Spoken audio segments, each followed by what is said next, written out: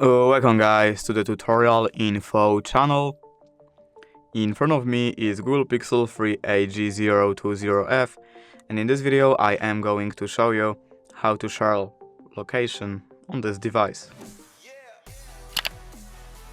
Alright, so to do this, firstly we have to open Google Maps app.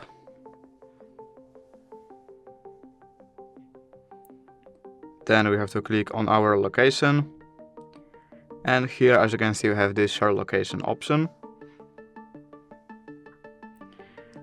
and we can send it by contacts or just by quick share, Gmail, whatever we want. For example, even we can just say copy it.